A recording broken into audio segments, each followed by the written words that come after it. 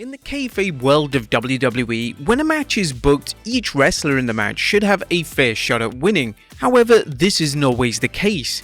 Over the years, WWE have booked matches where the odds are stacked against a particular participant in the match. This is usually the babyface, as WWE likes to portray the babyface as a wrestler in peril and instantly creates a sympathetic arc if it looks like the babyface is at a blatant disadvantage. Join us now as Wrestlelamia looks at 10 of the most unfair WWE matches ever. Be sure to subscribe and hit that notification bell for daily wrestling videos, and follow us on Facebook for exclusive lists. Also check out our new channel, Wrestlelamia Shorts.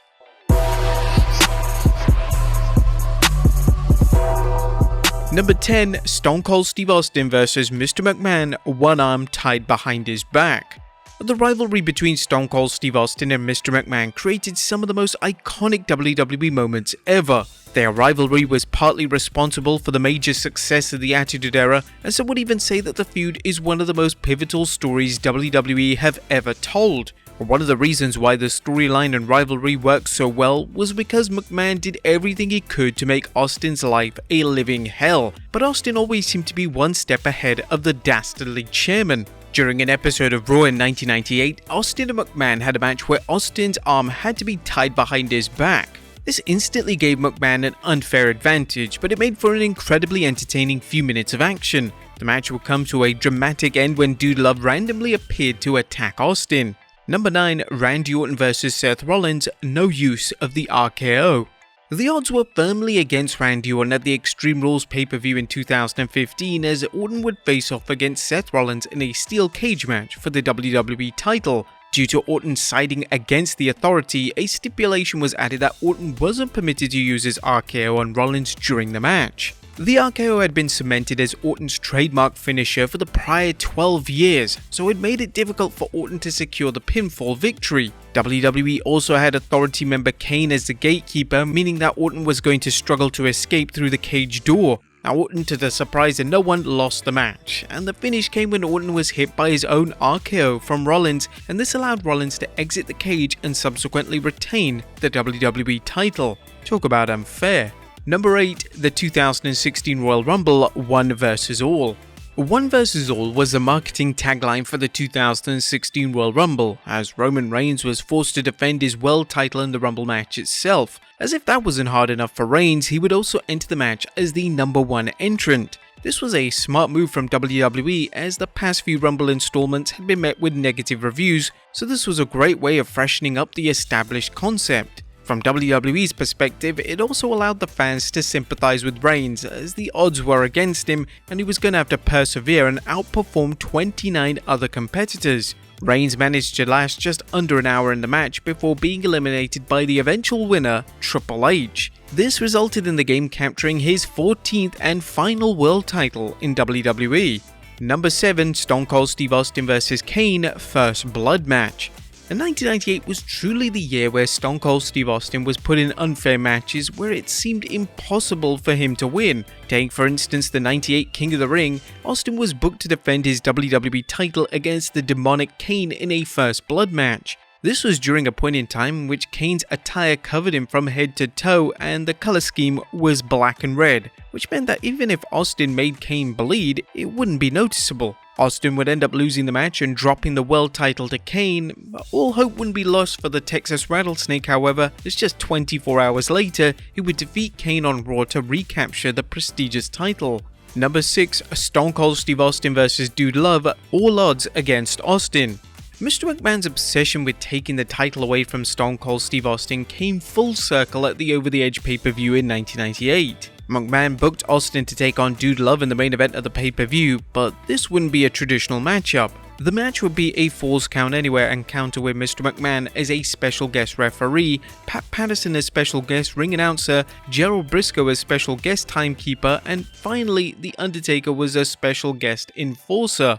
McMahon and his stooges went to new lows to try and screw Austin, but it ultimately backfired. The finish of the match saw The Undertaker chokeslam both Pat Patterson and Briscoe through the announce table, and then Austin would deliver a stunner on Dude Love and move an unconscious McMahon's hand to count the pinfall.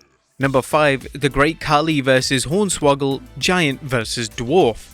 One of the feuds that dominated WWE TV in late 2007 was a feud between Vince McMahon and his illegitimate son Hornswoggle. Due to McMahon resenting Hornswoggle, he would book him to go one-on-one versus the former world champion, the Great Khali, at the Survivor Series event. The match would just last a few minutes before Finlay turned babyface and attacked Khali with the shillelagh. WWE uploaded footage from the match on their YouTube channel in 2021, and the footage was incredibly popular for WWE as it had almost hit 40 million views. It just goes to show that outlandish yet drastically unfair matches are often huge draws for WWE. Number 4. Randy Orton vs Shawn Michaels, no use of sweet chin music. Randy Orton had one of his standout matches at the aforementioned 2007 Survivor Series event. He faced off against the legendary Shawn Michaels for the WWE title, but the stipulation in the match was that HBK wasn't permitted to use sweet chin music. This had been the move that HBK had won virtually 99% of his matches, so there was a ton of interest in seeing what new moves HBK would come up with in order to win. And the match was outstanding, as the storyline on display from both men was top tier. The finish came when HBK forgot that he wasn't allowed to use his super kick, and these few seconds of hesitation allowed Orton to take advantage. Orton would deliver a sinister looking RKO to put HBK away and retain his WWE title. Number 3. The Shield vs 11 Wrestlers, SmackDown 2013. The Shield competed in two notable handicap matches in 2013, and they both took place within days of each other. On the September 20th, 2013 edition of SmackDown, the decorated trio competed in an 11-on-3 handicap match. Whilst on paper it seemed like an impossibility that the Shield will win, WWE added a gauntlet match stipulation. This meant that the 11 wrestlers would come out one by one, and only when that specific wrestler was defeated would the next one surface. The Shield were able to defeat the likes of Dolph Ziggler and Kofi Kingston before it looked like Rob Van Dam was going to get the upset win. As RVD was about to perform the 5-star frog splash, Triple H abruptly called the match off. Number 2. The Shield vs 11 Wrestlers, Raw 2013.